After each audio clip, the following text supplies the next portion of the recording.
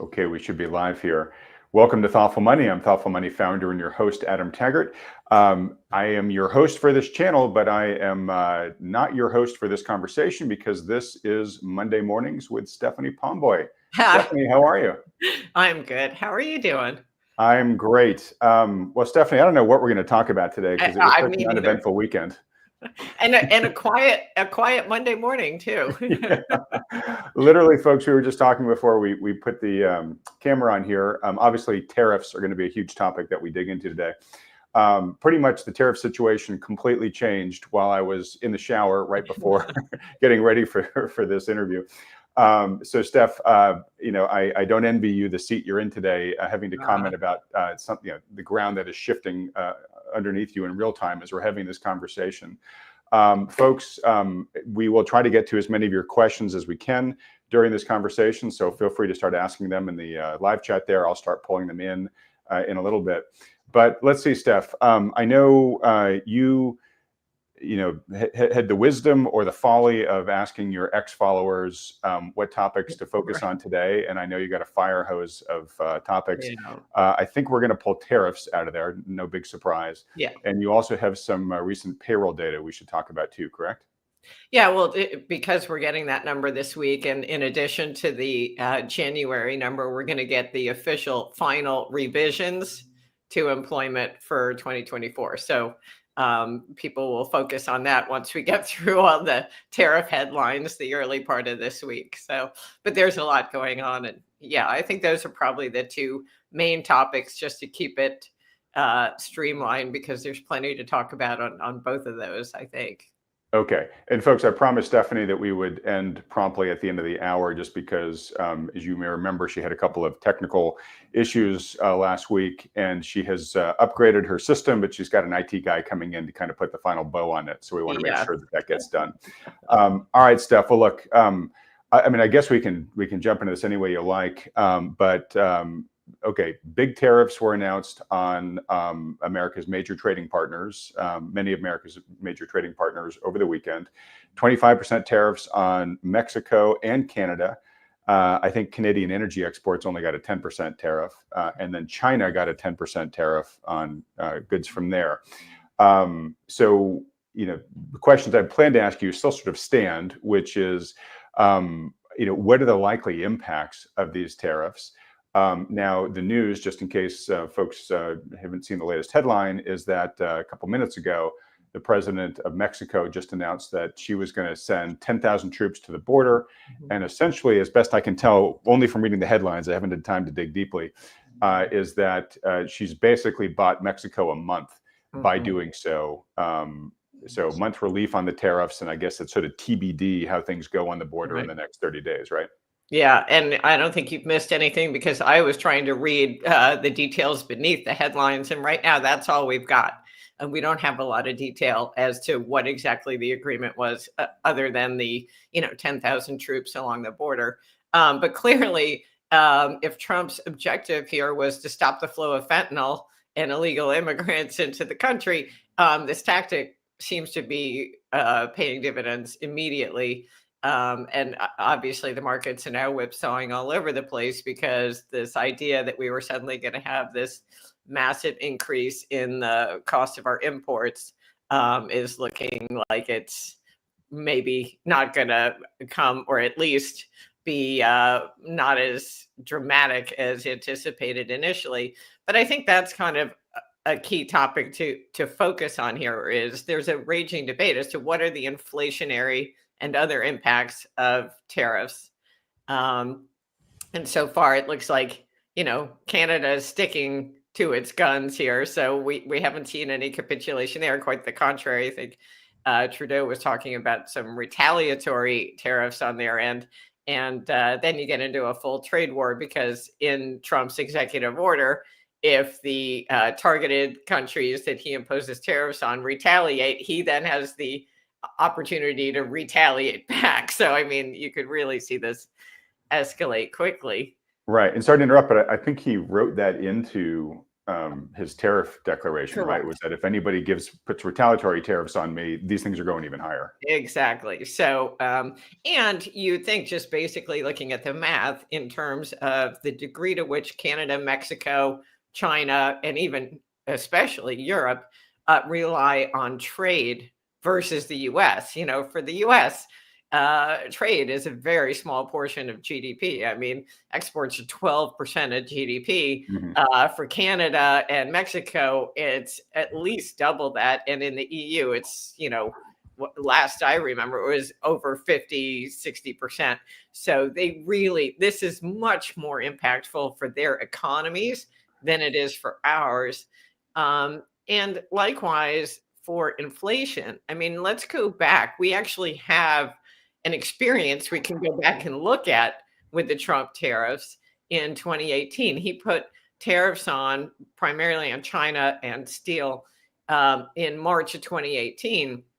And if you look at the CPI and the PPI, 12 months later, they were both lower and pretty significantly. So you didn't see the inflation pass through that everyone is, or not everyone, but a lot of people are getting so lathered up about, and is really the primary pushback to this tariff tactic, is everyone says it's going to be a tax on US consumers. Well, it wasn't the last time.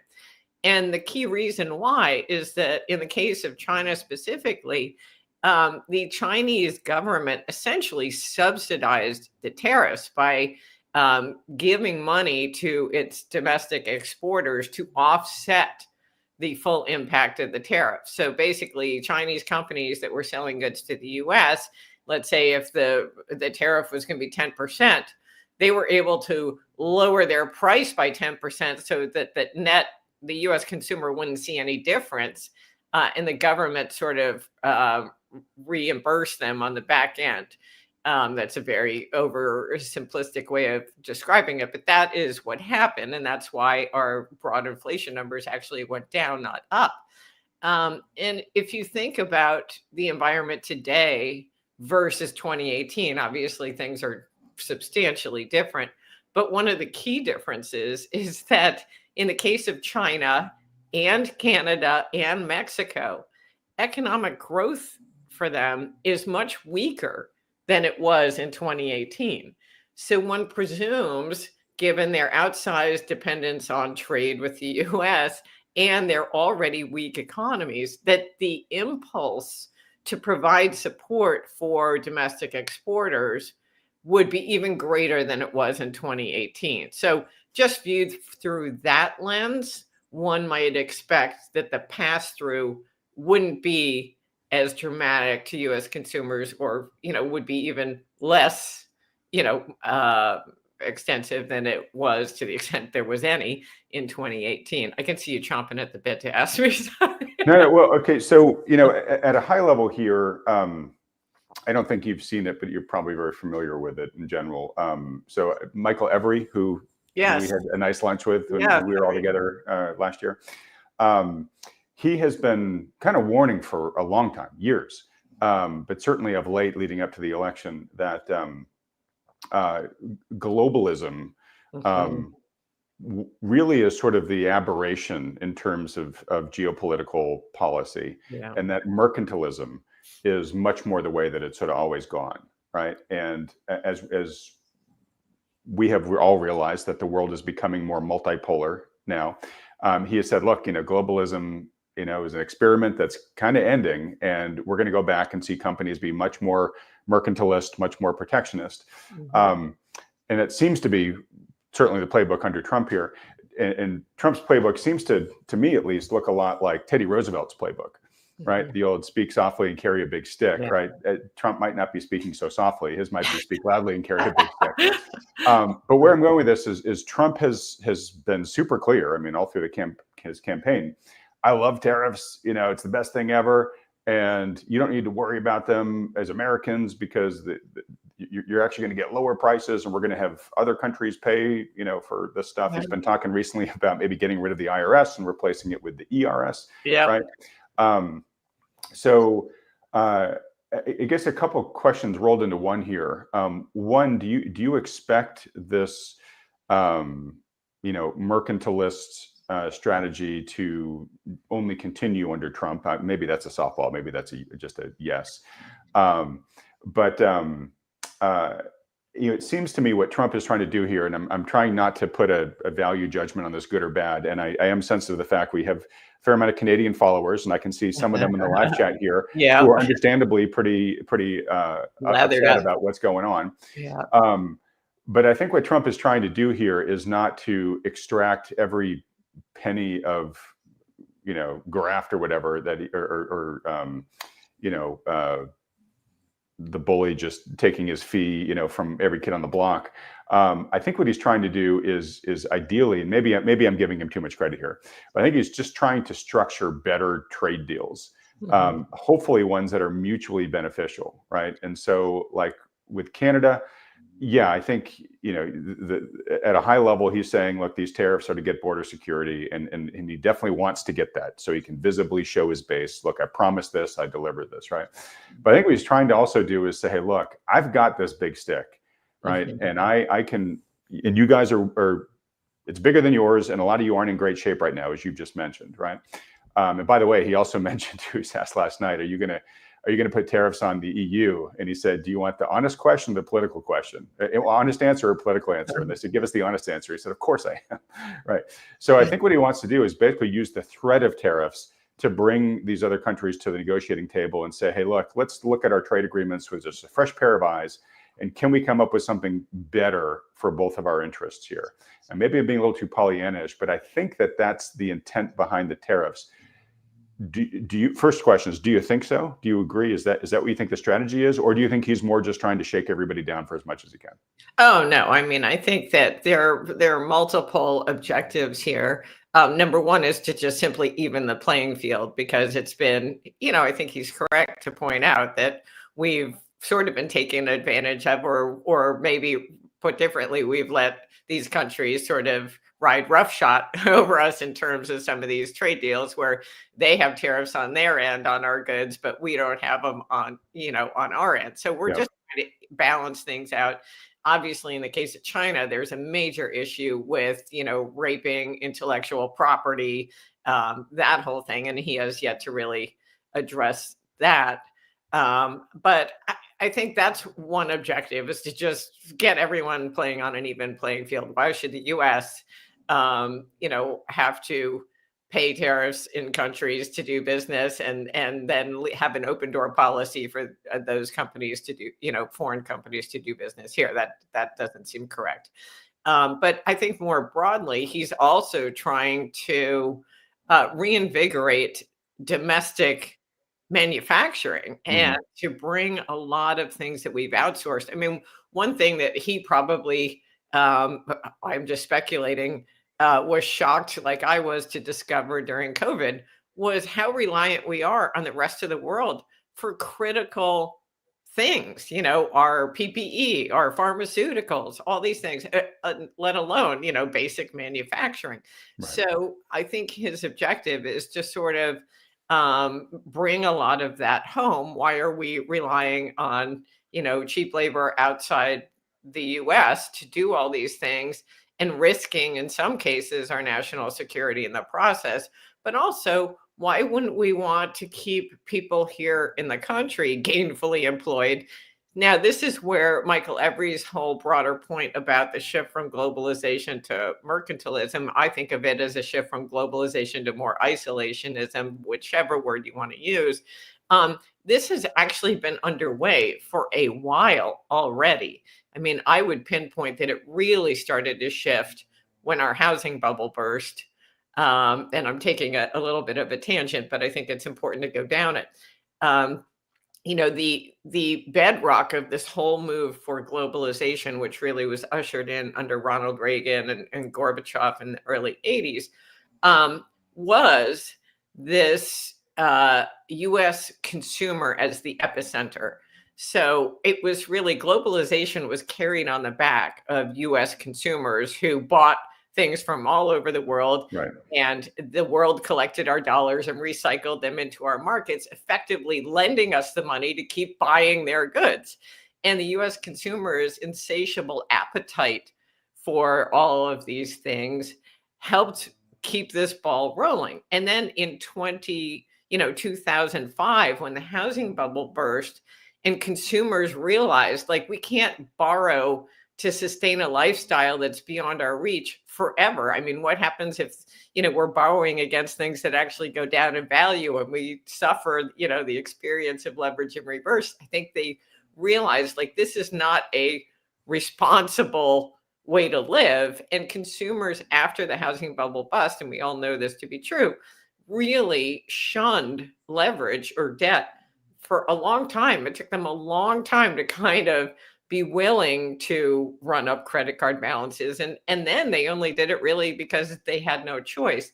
So I would say this whole vendor financing quid pro quo that was the framework of globalization and ushered in this tremendous boom in global trade was abrogated by the housing bubble bust in 2005. And more than that, by our response to it, where we just we undertook quantitative easing, and then setting that precedent encouraged all the Western central banks to follow. So all the major developed world debtors who were participants in this and the world reserve currencies started debasing their currencies wantonly. So between consumers in the US who no longer had this endless conspicuous consumption and our wanton debasement of the money we were paying for this stuff, Yeah.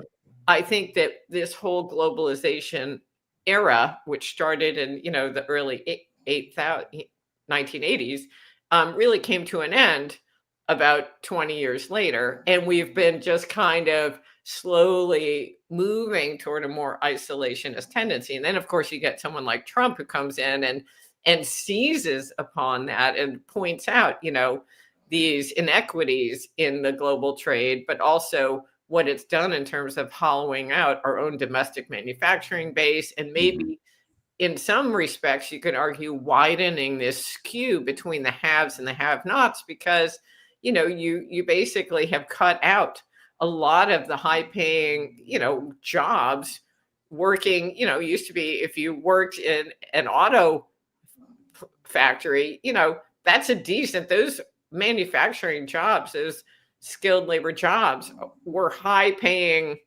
jobs relative to, sitting at the drive-through at McDonald's and that sort of thing.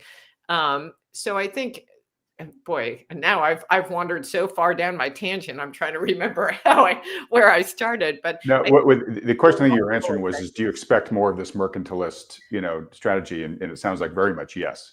Yeah, I mean, I think, I guess my broader point is we're focusing on Trump as leading the charge on this, but the seeds were sown years ago, and we've been moving steadily in this direction. And sure, he may be accelerating our process down that road, but we were always going this way. And it's just now, I think he probably, in part because he only has 3.5 years, or 3 years and 11 months to get this done. We're going to be, this Monday morning exercise, we got to get used to it, because I think we're going to have a lot of Monday morning. It's going to keep us on our toes. Yeah, exactly. I'm going to try to show something here for this next question. And last time I did this, my thing froze up. So if I disappear, I'll be back in about 10, 15 seconds. So just be prepared to tap dance. If that you won't disappear the way I disappeared the last time. Yeah. Yes, hopefully I will be back. But let's see here. So waiting for this thing to upload. Okay, great. So, oh, good. I haven't frozen. So my next question for you, Steph, is if indeed we're going to see more of this mercantilist strategy, and Trump is going to be using the big stick, does the big stick work? Right. And I think you could make an argument super early on in the game here, obviously, but some of the things that Trump has been trying to make a difference of early on in his administration so far already are beginning to show some results. So you see here's a chart. It's kind of fuzzy, but it's border encounters. And they basically have plummeted by 94% since Trump came into office here, right?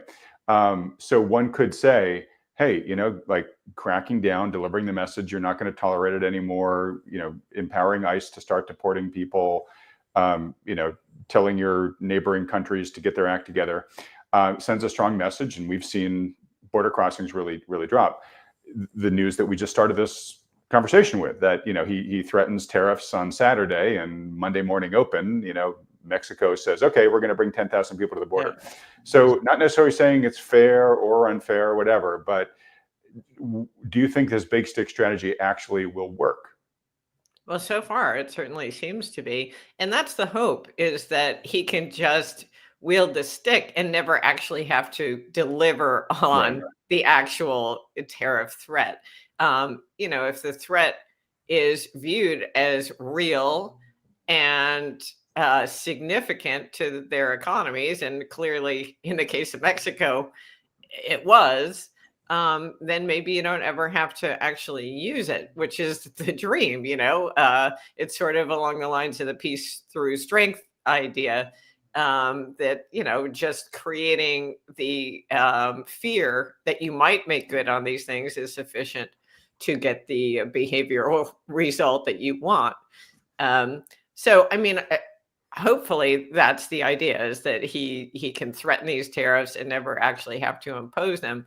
But even if he does, I think, as I said at the top, the concerns about the inflationary consequence of the tariffs sort of miss the point in a discrete way, just because, again, those economies will be more inclined to try to figure out a way to not get those tariffs passed through to U.S. consumers.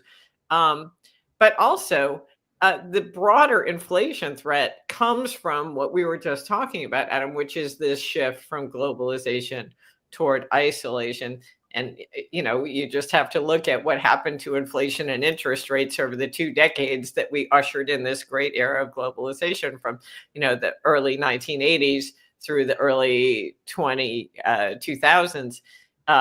And you saw massive disinflation and lower interest rates, almost entirely, I would say, because of this erosion of borders and this open free trade. So one would expect the opposite to be true, that as you move from globalization toward a more isolationist policy, both here and around the world, that you're talking about an environment where inflation will, on net, be higher.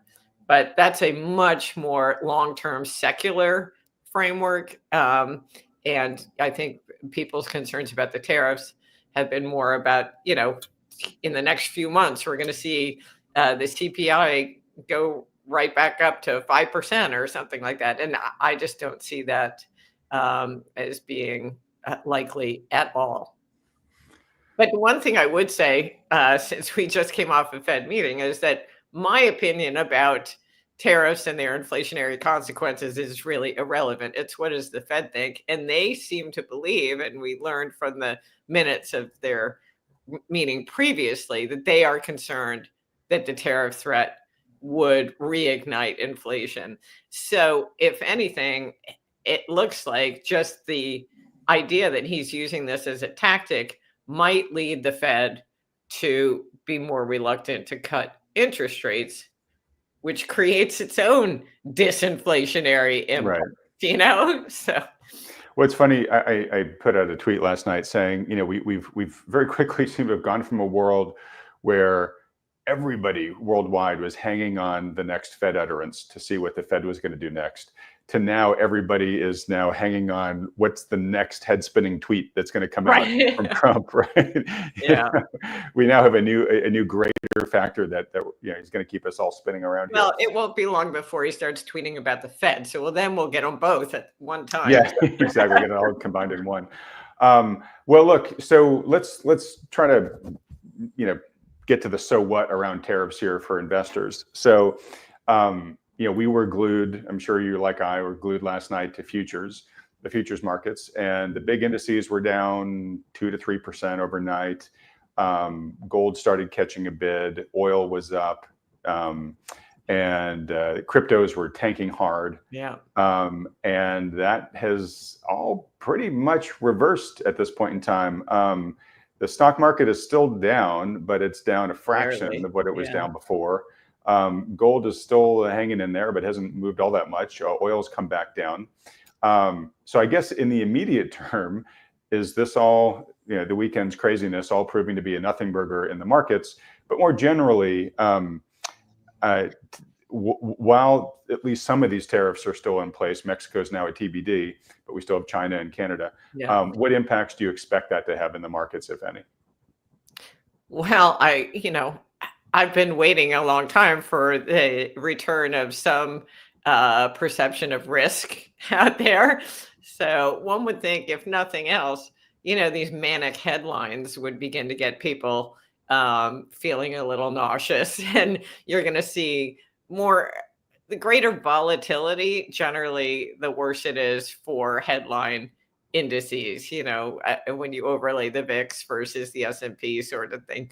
Volatility is not a great thing. And I think we're going to be living in an era of increased volatility for a while, not least because of the tweeting, but also because of the higher for longer interest rates. Right. And it's a new paradigm. We lived in a world of 0% for a long time, and a whole lot of stupid stuff happens at 0%. And we're starting to harvest the fruits of that. I mean, you saw last year, and I never cease to tire of repeating it. And that is, the largest number of corporate bankruptcy filings since the global financial crisis. And then for private equity funds, their portfolio companies had the largest bankruptcies on record. So there's a lot of stupid stuff that happened at 0%, companies that got financing that never should have existed in the first place. And we're just starting to rationalize all that malinvestment. But there's a lot more of that to come. And the longer that rates stay at these levels, the more of it we're going to harvest each day. And I do think that will be a headwind for the markets in general. But, I've been saying that I'm a broken record, and I freely confess that I would have thought it would have happened at levels that's why I was sort of smirking while you were talking. You're talking about all these things that should be catching the market's attention, but nobody cares, right? Yeah. And we haven't even mentioned, and we don't need to go into it deeply here, but we haven't even mentioned DeepSeek, right? Right. So we've had these two really big, potentially destabilizing developments over the past week, right? We've had a potential threat to the current AI stock complexes chokehold on the AI, bounty, future AI benefits. Yep. And we still don't know the answer to that, right? And we now have the trade wars. And even though they're real-time developments here, they're still in play, right? In a sane world, if you were creating your discounted cash flow model, right, for the markets, after this past week, you'd have to say, look, I got to increase my discount factor by a little bit, right? I don't know by how much. We can argue by how much, but we can agree that things have become more uncertain, right? It hasn't really made a difference yet. No. S&P's back above 6,000 as we're talking here. But, higher prices reinforce the idea that prices will remain high forever. So what I think about is we've defied gravity for so long that it's going to take some serious persuading to get people to believe that, all right, now things are actually too extended and they're going lower. So that sort of buy the dip mentality is still there. And we're seeing it right now, so it's going to take getting beaten over the head a handful of times and, coming in and buying the dip and discovering, whoop, maybe that wasn't the right decision. The longer, since we've defied gravity for so long, you're really going to have to invest a lot of time and ugliness to persuade people that the game is actually over. That's a great point. And we were talking before we turned the camera on here, Steph, about, some of the opposing ideologies that are going on in the public right now, and how finding a middle ground, it just sometimes seems so, improbable. And you made an analogy of, if we put a born again Christian in a room with an atheist, right, it's going to be really hard for them to come to some sort of agreement, right? And we talk a lot in this channel about the importance of behavioral economics, and it's because, people should behave rationally, markets should behave rationally, and they tend to in the long run. But in the short term, it's our emotions that make us make really, as Dana Reilly likes to say, predictably irrational decisions, right? And one of the things in human psyche is something called the backfire effect, which is if you hold a belief and somebody comes to you with data that challenges your belief, your initial reaction is not to say, oh, great data, I'm going to change my mind. It's to actually dig in more, right? Yeah. So more data coming in just makes you even more intransigent in your position. And that's sort of what I hear you saying here, which is the market just had this belief that everything is going to be perpetually awesome now. You always buy the dip, Fed's always going to have your back, that, it's going to keep doing that. The danger is there is some point at which people will change their minds, right? If I tell you, look, the wildfire's coming, get out of your house, and you disagree with me, you can do that all day long. But once your house itself catches fire and you're breathing the smoke, then you're like, all right, I got to get out of here, right? And I'm not trying to be histrionic, but that could be the risk of the market here, right? Where we just keep having bad development after bad development, and the market still resists, and then it hits that inflection point, and then all of a sudden the anvil, brings it all down. Yeah, absolutely. And I think obviously the market structure with all the passive, vehicles, and I mean the potential for it to feed on itself. But I don't want to get too lathered up about the potential for the downside, because you and I have talked about it previously, and I've always talked about a reversion to the mean in terms of market cap to GDP or other valuation metrics suggests we could get a 50% haircut easily. It just sounds insane to say something like that. But especially when the market's reversing course like it is today. So clearly, it's going to take some persuading, but there's so much air under this market that I think you're totally right to point out that eventually when they do realize, hey, my thought process maybe isn't correct, and they stop digging their heels in and having this reactionary response, it could get really ugly very quickly. But again, I'm chastened from having expected that. And honestly, we've talked about previously, when the Fed started raising rates, I was like, well, this is just a matter of time before, the what hits the fan. And here we are 2.5 years later. And I mean, sure, we've seen a ton of corporate bankruptcy filings, which is validation that there's real stress in the system. But when you look at risk assets broadly, they don't seem to be reflecting any sort of deterioration in credit quality. So the hope springs eternal that all of the negative impact of higher rates will be cured by stronger growth that is ushered in by this, new sort of deregulatory, pro-business fiscal policy. So we shall see. Okay. Well, look, I want to move over to the unemployment data in just a second.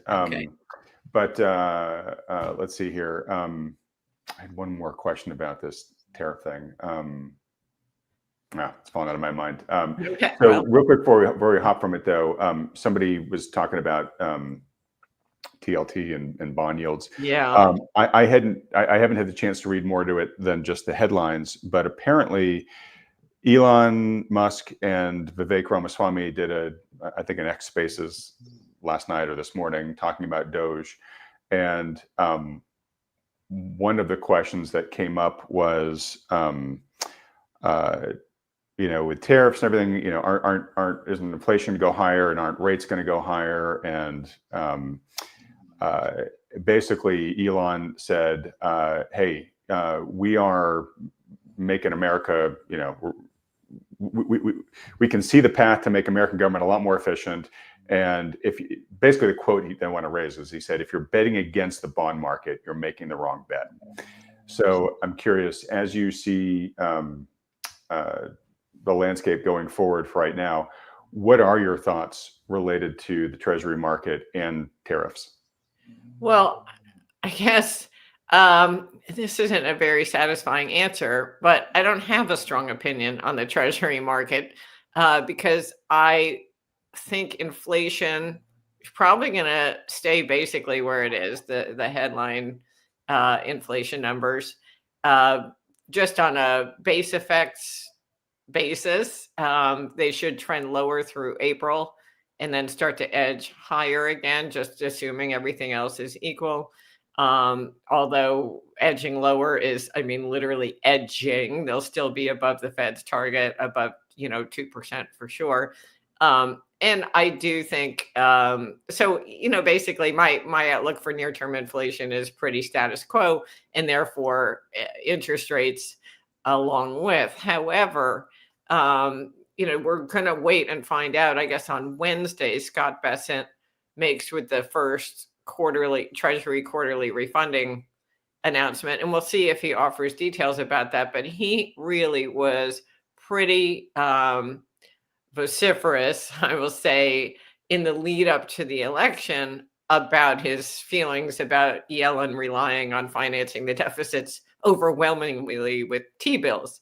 So presumably at some point, he's going to want to restructure issuance to more long-dated paper, in which case you would expect naturally to see higher, more upward pressure on bond yields at the long end of the curve, especially since that's also where the Fed is liquidating under its quantitative tightening, although it has tapered that, but it is still liquidating. So you'd have a lot more pressure on the long end of the yield curve.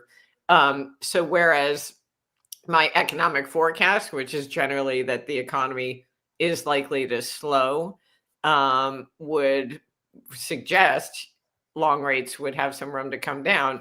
Neither my inflation outlook nor my concerns about a shift in the structure of the Treasury financing really lead me to that conclusion that I feel confident enough. So right now, my view on Treasuries is, very namby-pamby. I mean, basically, I wouldn't buy them. I wouldn't sell them. I just want to wait and see how this holds out. But on the front end, I mean, collecting wherever we are now, a little, over 4.5 or whatever. 4.5, yeah. Strikes me as compelling still, not as compelling as gold, but that's a topic for another day. So, okay. Anyway. All right. And just as an FYI, Steph, since the last time we talked, I interviewed Lacey Hunt. Just as an FYI, he's still sticking to his guns that the deflationary tractor beam is going to win out here as we go through 2025. And he's got a whole bunch of charts and stuff that he thinks why.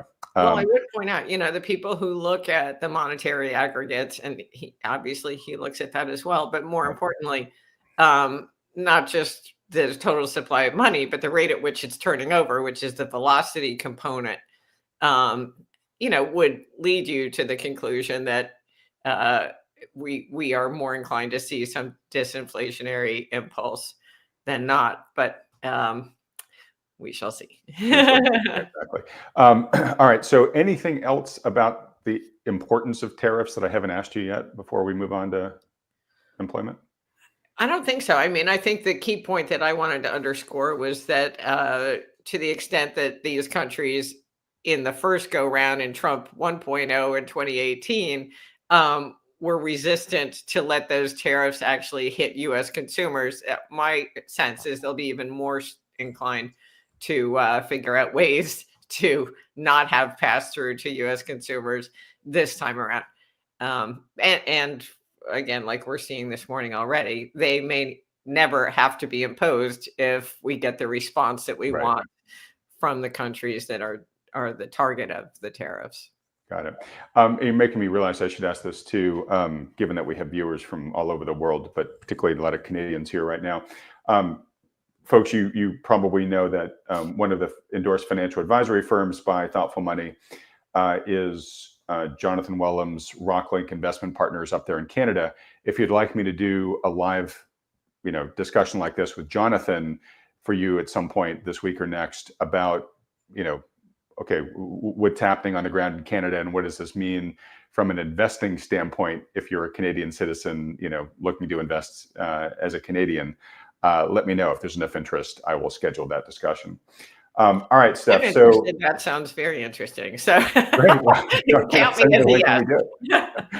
All right, so let's get to unemployment, the employment market, and then I'll start pulling questions in the remaining time that we have. Okay, so great. What are you seeing on the employment side? Well, I mean, this Friday, my main point to convey to people about the payroll report this Friday is that January is the largest swing in employment we see of any month of the year. So normally, and this probably won't sound surprising, when we move from December to January, we shed a tremendous amount of jobs. In fact, we shed about 3 million jobs for the US economy. So all the people who are hired to work, let's say in retail stores for holiday sales, or they bring extra people in to work at restaurants because they've got private Christmas parties or whatever. All those people then come back into the workforce.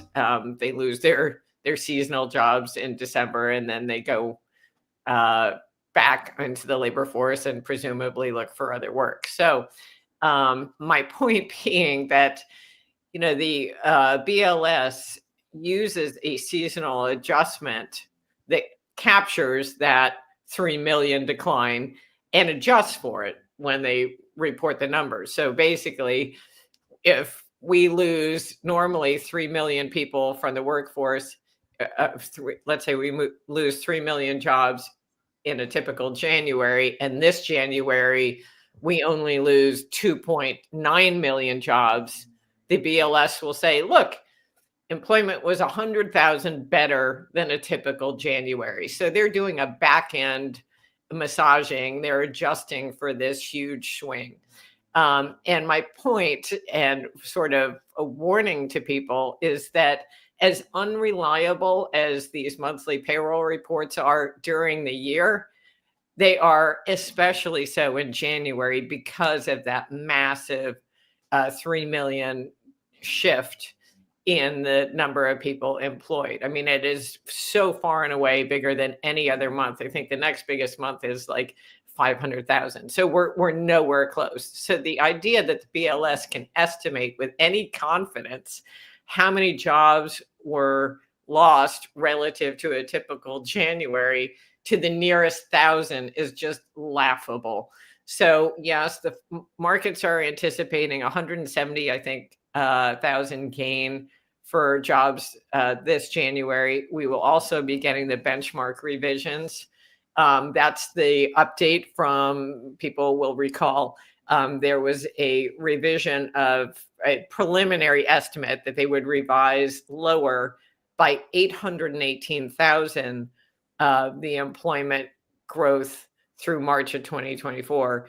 That will get a final number as opposed to the 818,000, which was the estimate. Presumably, the final number will be somewhere in that ballpark. So again, we'll learn that in hindsight, the employment numbers weren't as strong as previously billed. But my key point here to underscore to folks is whatever the number prints on Friday for January, take a deep breath, because whatever it is very highly prone to revision.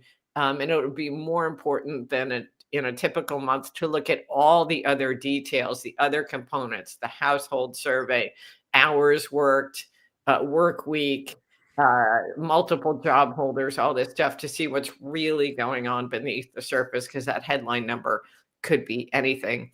And then finally, in terms of leading indicators into this January report, they've been pretty mixed. I mean, we've seen like the NFIB small business, which is a key, obviously they, are a key driver of employment growth. Their employment, their hiring expectations did tick up in the latest month. So that should be a positive.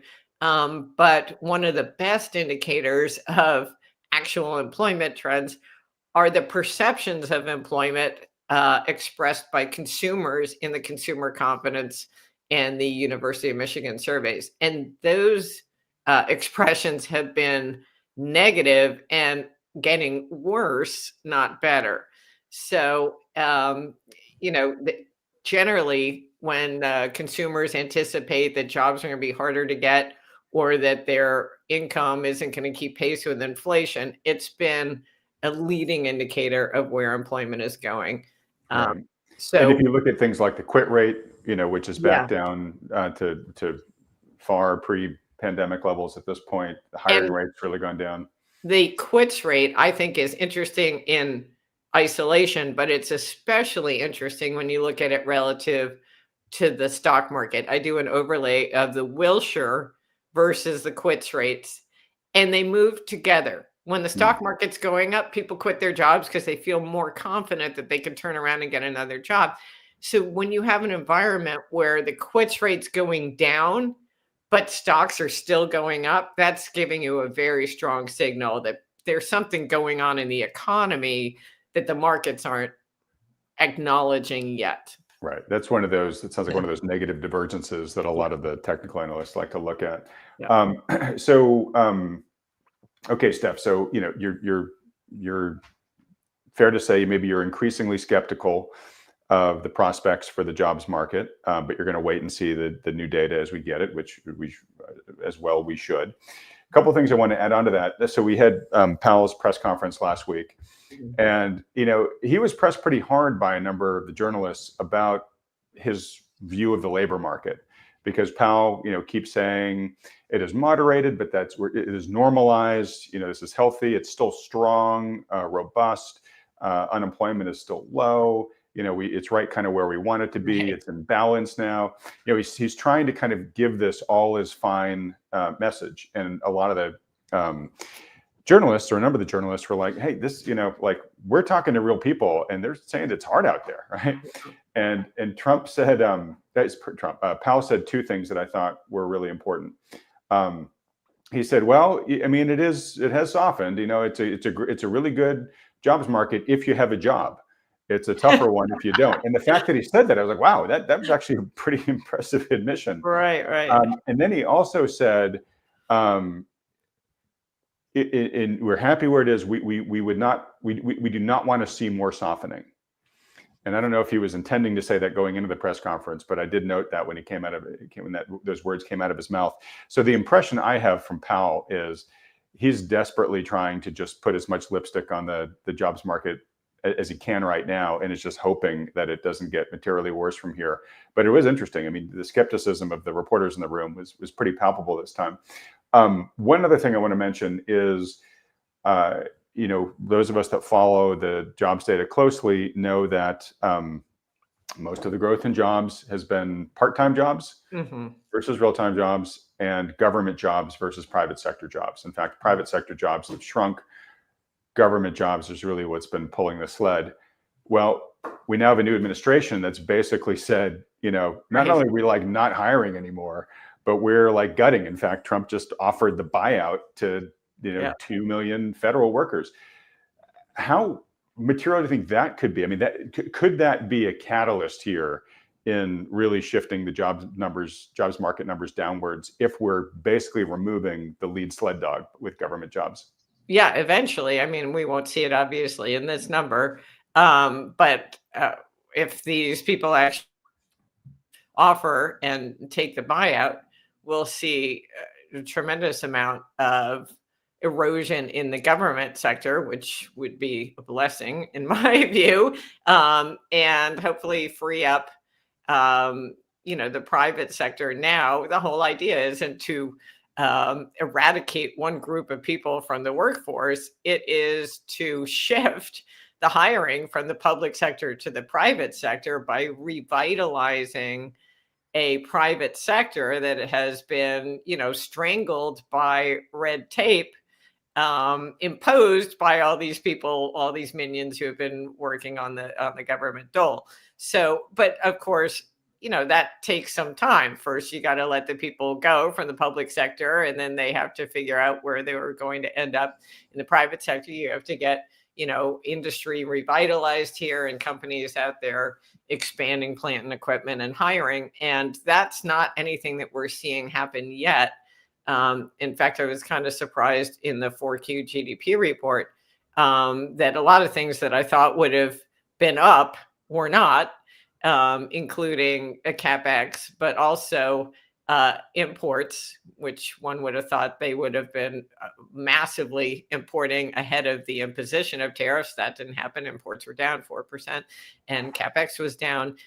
So even in the fourth quarter, 2 months of which 2 of the 3 months Trump had been elected and people knew what was coming, it didn't really generate any kind of economic response to the policies that he promised he would implement. Now, maybe in part they're waiting for the tax cuts. I mean, frankly, I think a lot of us wished that the tax cuts had been put priority like the tariffs.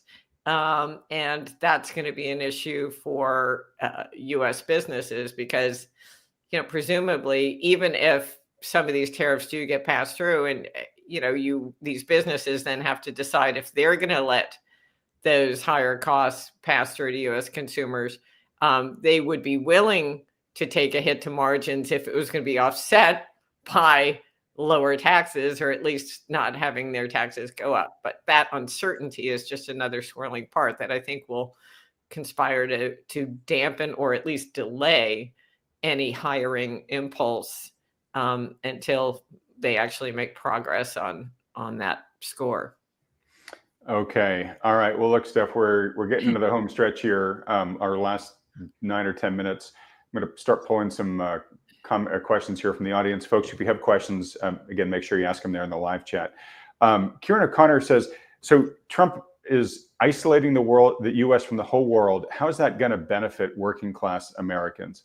And, I may have a little bit of a different interpretation here. I don't think that Trump is trying to, isolate America and make it a hermetic nation by any stretch. I think he's basically saying, look, we've got kind of the best game going on in town. And if you want continued access to our market, and if you perhaps even want a greater share of it or better terms on it, we got to reevaluate the terms of our trade and the terms of our relationship here. So I don't think he's necessarily trying to isolate the rest of the world. I think he's just trying to, what do we want to say, sort of right-size trade agreements.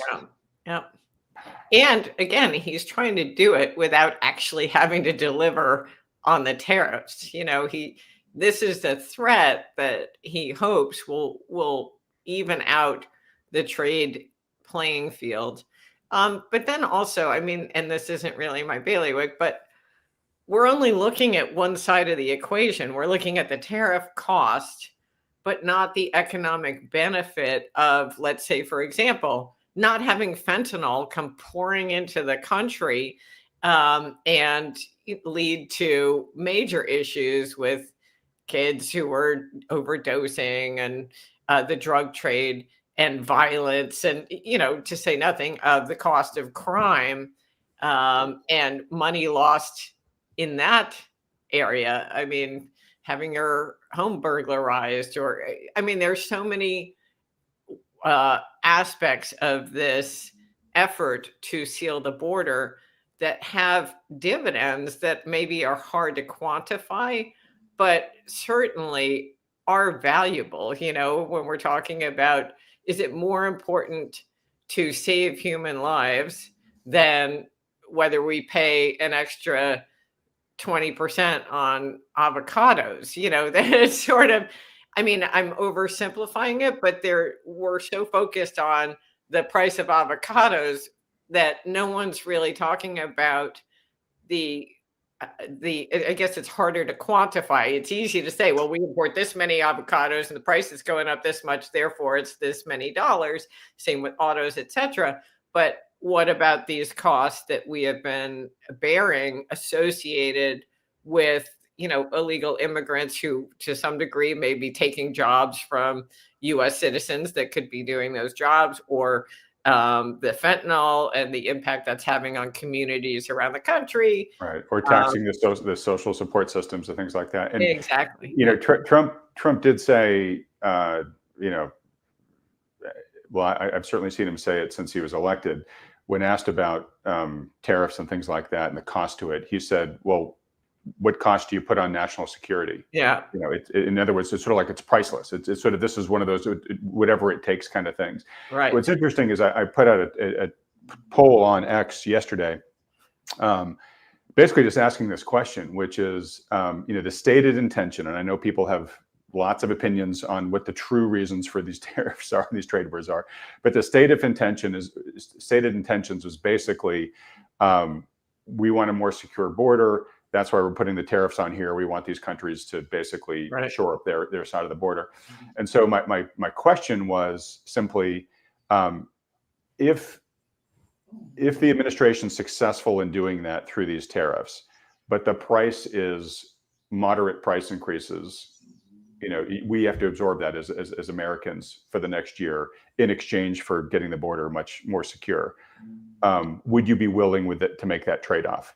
And I think the poll was something like 80% of respondents said yes. So to me, and look, you know, my Twitter followers my X followers aren't fully representative of the country, but from that single poll, it seemed that people were willing to make some sort of trade-off. That I will. I mean, we just had a bunch of price inflation. I'm not thrilled about it, but in the interest of national security, I would still take some more pain for this, right? So I was curious to see, you know, how much of the public has the administration's back on this, and just a quick poll on X seems to say that as long as the price increases don't get way too out of hand, or the trade wars don't spiral out in ways that people haven't foreseen yet, people are willing to make at least that trade-off. Yeah, and I think that, you know, as relates to the tariffs so far, the real issue and the real potential threat with the tariffs is the 10% tax on Canadian energy.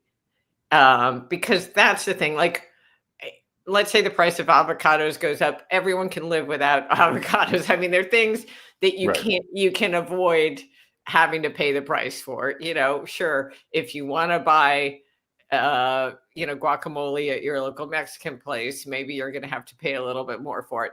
But energy feeds through to everything. So the, you know, low and middle income who are already struggling, if energy prices go up, that hits them hard. And obviously it ricochets through the price of everything. We talked about this on the last attempted live stream with the impact, the lagged effect of energy prices to even core inflation numbers. So that's the issue. If you ask me, like, where are you worried about the impact of tariffs potentially triggering some inflationary problem? That would be it. Energy.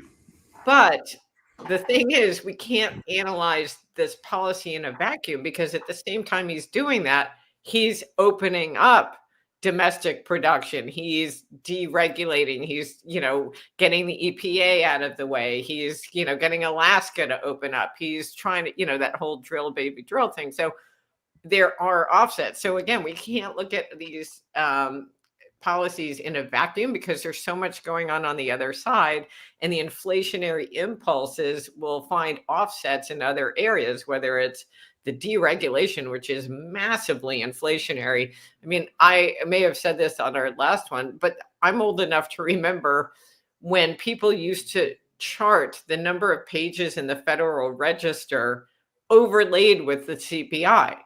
And the Federal Register is the book of, you know, regulations for the entire government. And you could track, you know, the more pages the Federal Register had, the higher inflation went. So what Doge is doing has the potential to really wring a lot of inflation out of the economy and increase productivity, which benefits everyone and would offset these sort of discrete little price increases and things like avocados and autos and whatever. By the way, did you see that, I don't know what you call it, proclamation, edict, whatever, but that for every new regulation that gets passed, they're demanding that 10 get taken off the books? Yeah. And it sounds crazy, but apparently in Trump's first administration, he had said a 2-for-1. And I guess the average ended up being more like 5. So it doesn't seem as crazy potentially as it does. All right, Steph, I'm going to talk real quickly here because I know we're going to let you go in just a sec.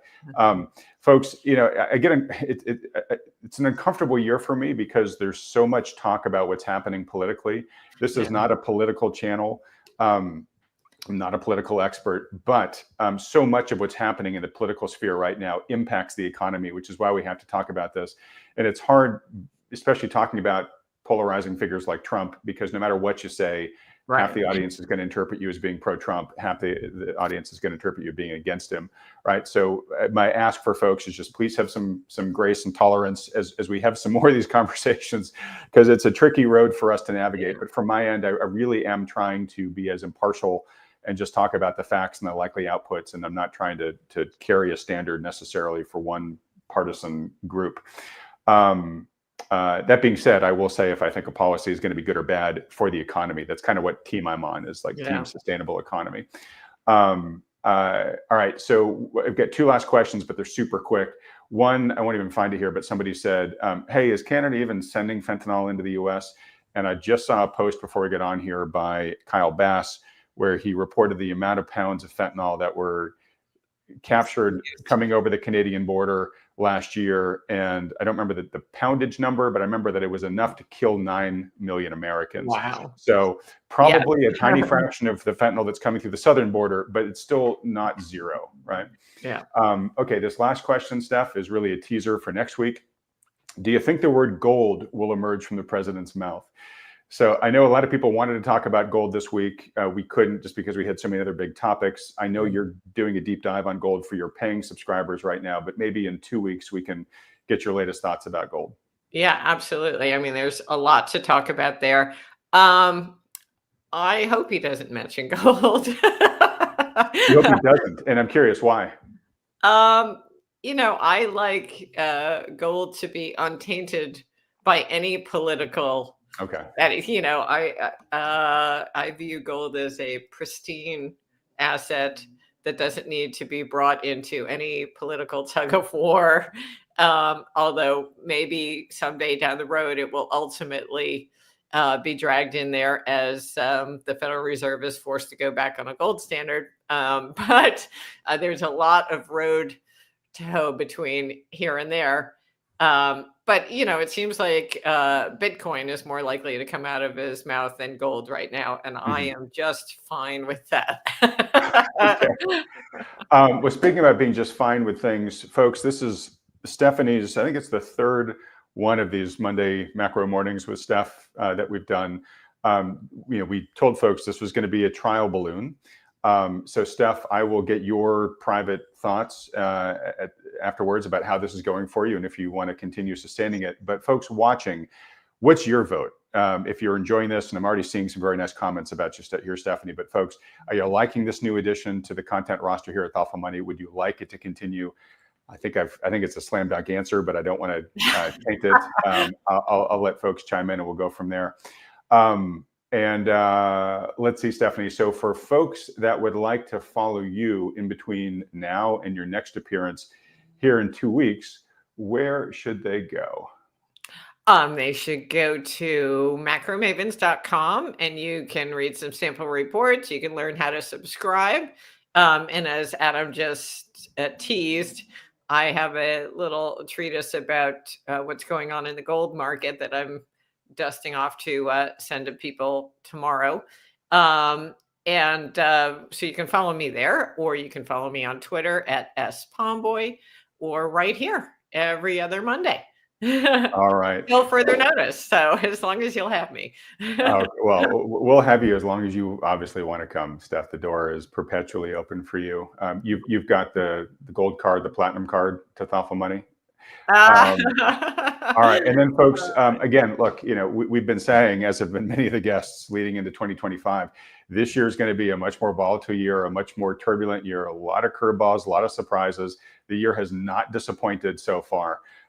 So for many, many people watching this who are just regular people with real lives, real jobs, real things to focus on, I think you're much better off focusing on, okay, who's the right professional financial advisor to help guide me, who can be monitoring all this 24/7, building a plan for me, keeping me accountable on it, versus trying to come up with, well, what's the next stock or whatever I should put in my portfolio. If you're a highly successful DIY trader, yeah, sure, go ahead and do that. Most people aren't.